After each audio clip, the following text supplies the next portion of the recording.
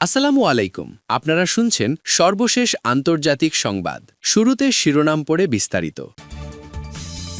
মধ্যপ্রাচ্যে মার্কিন ঘাঁটির নিয়ন্ত্রণ নিল সিরিয়া। দুই দেশের সীমান্তবর্তী এলাকায় ইসরায়েলি হামলায় নিহত 4। ইউরোপ জুড়ে ইসরায়েল বিরোধী ক্ষোভ, পণ্য বয়কটের ডাক। ইউক্রেনের হামলায় রুশ বন্দর বিধ্বস্ত। সর্বশেষ থাকছে ওমরা পালন শেষে ফেরার পথে একই পরিবারের 5 জন সহ 6 বাংলাদেশি নিহত। এতক্ষণ শুনছেন সংবাদ শিরোনাম। এখন বিস্তারিত। তার আগে অনুরোধ থাকবে ভিডিওতে লাইক দিন এবং ভিডিও সম্পর্কে আপনার গুরুত্বপূর্ণ মতামত কমেন্ট করে জানিয়ে দিন। মধ্যপ্রাচ্যে মার্কিন ঘাঁটির নিয়ন্ত্রণ নিল সিরিয়া। মার্কিন সেনা প্রত্যাহারের পর সিরিয়ার উত্তর পূর্বাঞ্চলের আল সাদ্দাদি সামরিক ঘাঁটির নিয়ন্ত্রণ নিয়েছে সিরীয় সেনাবাহিনী। কুর্দি নেতৃত্বাধীন সিরিয়ান ডেমোক্রেটিক ফোর্সেসের সঙ্গে যুদ্ধবিরতি চুক্তির অংশ হিসেবে এই পদক্ষেপ নেওয়া হয়েছে। রোববার 15 ফেব্রুয়ারি আল জাজিরার এক প্রতিবেদনে এ তথ্য জানানো হয়েছে। এক বিবৃতিতে প্রতিরক্ষা মন্ত্রণালয় জানিয়েছে, আমেরিকান পক্ষের সঙ্গে সমন্বয়ের মাধ্যমে সিরিয়ান আরব আর্মের সদস্যরা হাসাকা প্রদেশের আল সাদ্দাদি সামরিক ঘাঁটির নিয়ন্ত্রণ গ্রহণ করেছে। 2016 সালে কুর্দি নেতৃত্বাধীন বাহিনী আইএসআইএলের কাছ থেকে এলাকা দখল করার পর থেকেই সেখানে অবস্থান করছিল যুক্তরাষ্ট্র। গত বৃহস্পতিবার সিরীয় সেনাবাহিনী ইরাক ও জর্ডান সীমান্তবর্তী আল তানফে অবস্থিত মার্কিন ঘাঁটির নিয়ন্ত্রণও নেয়। মার্কিন পররাষ্ট্রমন্ত্রী মার্কো রুবিও বলেন, যুদ্ধবিরতি চুক্তির বাস্তবায়ন ইতিবাচক পথে এগোচ্ছে। কয়েকটি দিন খুবই উদ্বেগজনক ছিল, তবে সামগ্রিক গতিপ্রকৃতি আমরা ইতিবাচক মনে করছি। এখন মূল বিষয় হচ্ছে চুক্তির বাস্তবায়ন এবং এক্ষেত্রে আমরা ঘনিষ্ঠভাবে যুক্ত থাকব। তিনি বলেন, দেশটির দ্রুজ, বেদুইন ও আলাওয়াইট সম্প্রদায়ের সঙ্গেও অনুরূপ সমঝোতা প্রয়োজন। রুবিও বলেন, যত কঠিনই হোক, বর্তমান ফলাফল সেই সিরিয়ার চেয়ে অনেক ভালো, যেটি হয়তো 8 টুকরো হয়ে যেত। চারদিকে সংঘাত এবং ব্যাপক অভিবাসন দেখা দিত। আল জাজিরার আলেপ্পো প্রতিনিধি হেইডি পেট জানান, আল সাদ্দাদি এলাকার বাসিন্দারা সাম্প্রতিক দিনগুলিতে ঘাঁটির ভেতরে বিস্ফোরণের শব্দ ও আগুনের শিখা দেখেছেন। আমেরিকানরা কয়েক সপ্তাহ ধরেই সেখান থেকে সরে যাওয়ার প্রস্তুতি নিচ্ছিল এবং অবশিষ্ট সামগ্রী ধ্বংস করছিল। তিনি বলেন, এটি অঞ্চলে মার্কিন কৌশলের বৃহত্তর পরিবর্তনের অংশ, যেখানে সরাসরি সিরীয় সরকারের সঙ্গে অংশীদারিত্বের দিকে ঝুঁকছে ওয়াশিংটন। কয়েক মাস ধরে সিরিয়ায় মার্কিন সেনা উপস্থিতি কমানো হচ্ছে। জুলাইয়ে যেখানে মার্কিন সেনা সদস্য ছিল প্রায় 1500 জন, কিন্তু বর্তমানে তা কমে প্রায় 900 জনে দাঁড়িয়েছে। মার্কিন বাহিনী জর্ডানের টাওয়ার 22 ঘাঁটিতে তাদের স্থল উপস্থিতি একীভূত করছে, তবে তারা এখনও সিরিয়ায় আইএসআইএল লক্ষ্যবস্তুতে বিমান হামলা চালিয়ে যাচ্ছে। সেন্টকমের কমান্ডার অ্যাডমিরাল ব্র্যাড কুপার এক বিবৃতিতে বলেন, যুক্তরাষ্ট্রের বাহিনী আইএসআইএসের যে কোনো উদ্ভূত হুমকির জবাব দিতে প্রস্তুত থাকবে। দুই দেশের সীমান্তবর্তী এলাকায় ইসরায়েলি হামলা, নিহত 4। দুই দেশের সীমান্তবর্তী এলাকায় বোমা হামলা চালিয়েছে ইসরায়েল। এতে অন্তত 4 জন নিহত হয়েছেন। সোমবার 16 ফেব্রুয়ারি আল জাজিরার এক প্রতিবেদনে এ তথ্য জানানো হয়েছে। লেবাননের জনস্বাস্থ্য মন্ত্রণালয় জানিয়েছে, লেবানন সিরিয়া সীমান্তের কাছে একটি গাড়িতে ইসরায়েলি বাহিনীর বিমান হামলায় অন্তত 4 জন নিহত হয়েছেন। সোমবার ভোরে এই হামলা চালানো হয় বলে এক বিবৃতিতে জানানো হয়েছে।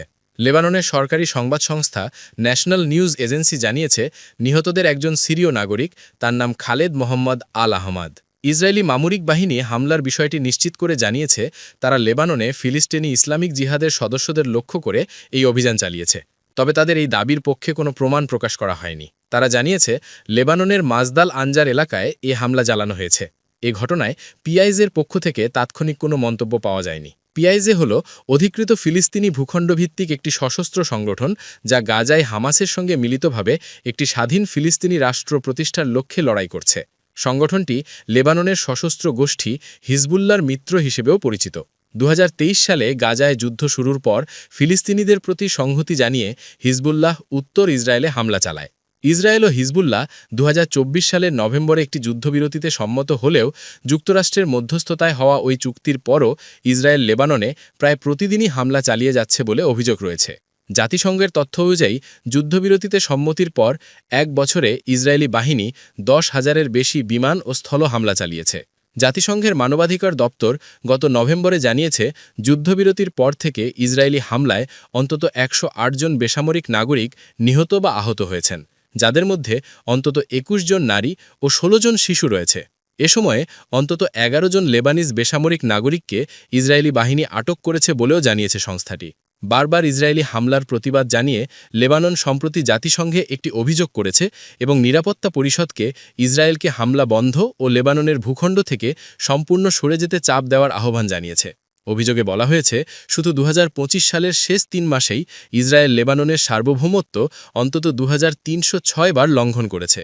এছাড়া লেবাননের ৫টি এলাকায় ইসরায়েল এখনও অবস্থান করছে, যার ফলে ধ্বংসপ্রাপ্ত গ্রামগুলোর পুনর্গঠন ব্যাহত হচ্ছে এবং বাস্তুচ্যুত হাজারো মানুষ এখনও ঘরে ফিরতে পারছেন না।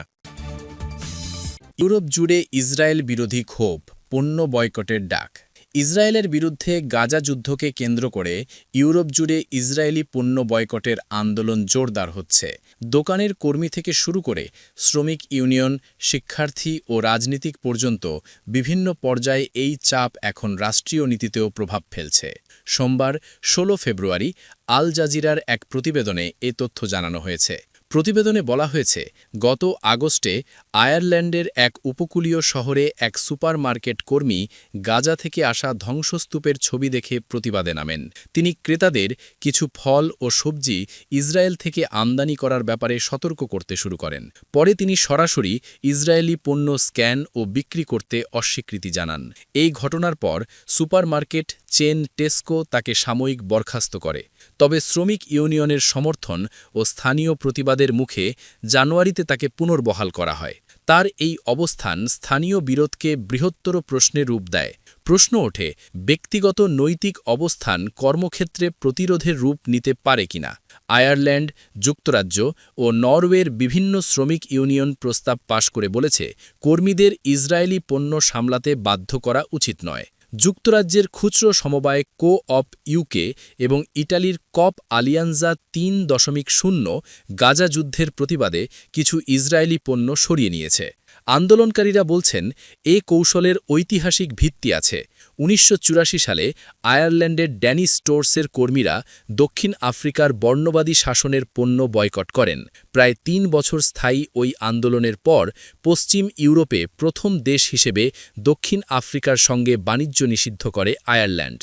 ২০০৫ সালে শুরু হওয়া বয়কট এবং বিডিএস আন্দোলন আন্তর্জাতিক আইন মেনে চলা এবং দখলদারিত্বের অবসান না হওয়া পর্যন্ত ইসরায়েলের বিরুদ্ধে অর্থনৈতিক, সাংস্কৃতিক ও একাডেমিক বয়কটের আহ্বান জানায়। আন্দোলনকারীরা ব্যাংক, বিশ্ববিদ্যালয়, চার্চ, পেনশন ফান্ড ও স্থানীয় সরকারগুলোর ওপরও বিনিয়োগ প্রত্যাহার ও নিষেধাজ্ঞা আরোপের চাপ বাড়ানোর আহ্বান জানিয়েছেন। রাষ্ট্রীয় নীতিতে প্রভাব। স্পেন ও স্লোভেনিয়া অধিকৃত পশ্চিম তীরে ইসরায়েলি বসতিগুলো থেকে আমদানি সীমিত বা নিষিদ্ধ করার পদক্ষেপ নিয়েছে। ২০২৫ সালের আগস্টে স্লোভেনিয়া সরকার অধিকৃত অঞ্চলে উৎপাদিত পণ্য আমদানি নিষিদ্ধ করে। স্পেনও একই বছর ডিক্রি জারি করে অবৈধ বসতি থেকে পণ্য আমদানি নিষিদ্ধ করে। এরপর ২০২৬ সালের শুরুতে কার্যকর হয়। নেদারল্যান্ডসে শিক্ষার্থীদের ফিলিস্তিনপন্থী বিক্ষোভের পর পার্লামেন্ট সদস্যরা সরকারকে অবৈধ বসতি থেকে আমদানি বন্ধের আহ্বান জানান। আয়ারল্যান্ডে ২০১৮ সালে উত্থাপিত অকুপাইড টেরিটরিজ বিল আবারও এগিয়ে নেওয়ার চেষ্টা চলছে। এ বিল অধিকৃত ফিলিস্তিনি ভূখণ্ড থেকে পণ্য ও সেবা বাণিজ্য নিষিদ্ধ করবে। তবে আইরিশ পার্লামেন্টের নিম্নকক্ষে সর্বসম্মত সমর্থন থাকা সত্ত্বেও বিলটি এখনও চূড়ান্ত হয়নি। ইউক্রেনের হামলায় রুশ বন্দর বিধ্বস্ত। রাশিয়ার কৃষ্ণ সাগর উপকূলের একটি বন্দরে হামলা চালিয়েছে ইউক্রেন। দেশটির এ হামলায় বন্দরটি মারাত্মক ক্ষতিগ্রস্ত হয়েছে। রোববার ১৫ ফেব্রুয়ারি বার্তা সংস্থা রয়টার্সের এক প্রতিবেদনে এ তথ্য জানানো হয়েছে। প্রতিবেদনে বলা হয়েছে, তামান বন্দর ইউক্রেনের ড্রোন হামলায় ক্ষতিগ্রস্ত হয়েছে। রাশিয়ার ক্রাসনোদার অঞ্চলের গভর্নর ভেনিয়ামিন কোন্দ্রাতিয়েভ টেলিগ্রামে দেওয়া এক বার্তায় তিনি জানান, তামান বন্দরের ভলনা গ্রামে একটি তেল সংরক্ষণ ট্যাঙ্ক, গুদাম ও টার্মিনাল ক্ষতিগ্রস্ত হয়েছে। এতে অন্তত ২ জন আহত হয়েছেন।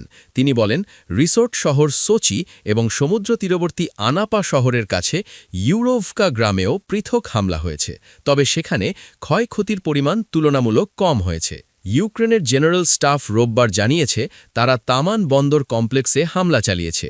যুক্তরাষ্ট্রের মধ্যস্থতায় জ্বালানি অবকাঠামোয় হামলা বন্ধে যে সাময়িক সমঝোতা হয়েছিল তার মেয়াদ শেষ হওয়ার পর কিয়েভ আবারও রাশিয়ার জ্বালানি স্থাপনাগুলো লক্ষ্য করে হামলা শুরু করেছে। অন্যদিকে রাশিয়াও বারবার ইউক্রেনের জ্বালানি ও ইউটিলিটি অবকাঠামোতে হামলা চালিয়েছে। এতে তীব্র শীতের মধ্যে লাখো মানুষ বিদ্যুৎ ও তাপ সরবরাহ থেকে বঞ্চিত হয়েছে। শিল্প খাতের সূত্র জানিয়েছে গত বছর তামান বন্দর দিয়ে প্রায় 4.16 মিলিয়ন টন তেলজাত পণ্য রপ্তানি করা হয়। বন্দরটি তেল পণ্য, শস্য, কয়লা ও অন্যান্য পণ্য পরিবহনের একটি গুরুত্বপূর্ণ কেন্দ্র হিসাবে বিবেচিত। ওমরা পালন শেষে ফেরার পথে একই পরিবারের 5 জন সহ 6 বাংলাদেশি নিহত। সৌদি আরবে ওমরা পালন শেষে দেশে ফেরার পথে মর্মান্তিক সড়ক দুর্ঘটনায় লক্ষ্মীপুরের রামগঞ্জ উপজেলার 6 জন নিহত হয়েছেন। দুর্ঘটনায় আরও একজন গুরুতর আহত হয়েছেন, যিনি চিকিৎসাধীন, তবে তার অবস্থা আশঙ্কাজনক বলে জানা গেছে সৌদি আরবের জেদ্দা থেকে আভা মহাসড়কে দুর্ঘটনাটি ঘটে। ওমরা পালন শেষে বাড়ি ফেরার পথে তাদের বহনকারী গাড়িটি ভয়াবহ দুর্ঘটনার শিকার হয়। ঘটনাস্থলেই একই পরিবারের 5 জন সহ মোট 6 জনের মৃত্যু হয়। নিহতরা হলেন রামগঞ্জ উপজেলার নলচারা বেপারি বাড়ির মিজান, তার স্ত্রী ও তাদের 3 কন্যা সন্তান। একই দুর্ঘটনায় তাদের আরও একজন স্বজন নিহত হয়েছেন বলে পারিবারিক সূত্রে জানা গেছে।